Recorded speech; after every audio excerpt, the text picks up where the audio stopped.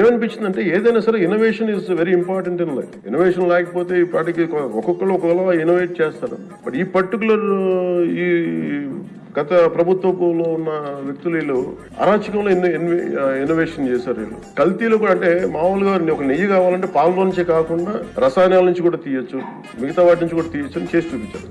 ఇది అబద్ధం. ఇప్పుడు నిజం మాట్లాడుకుందామా? సభ సాక్షిగా చెప్తున్నాను, ప్రజలకు కూడా తెలియాలి. ఎక్కడా కూడా గత ప్రభుత్వం తాలూకు హెడ్ చేసిన వ్యక్తి చేశారని ఎక్కడ కూడా నేను ప్రత్యేకించి మాట్లాడాను. మస్తు షేడ్స్ ఉన్నారా నీలా కమలా సార్.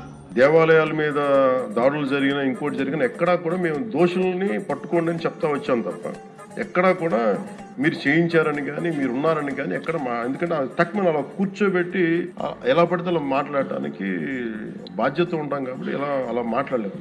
వాడు ఎక్స్ దొంగ, ఎక్కడ దొంగతనం చేసినా నిమిషంలో దొరికిపోవడం వాడి స్పెషాలిటీ.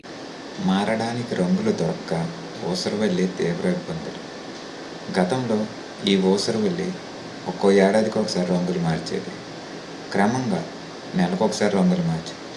తర్వాత 15 రోజులకు ఒకసారి రంగులు మార్చింది. ఆ తర్వాత వారానికి ఒకసారి రంగులు మార్చింది.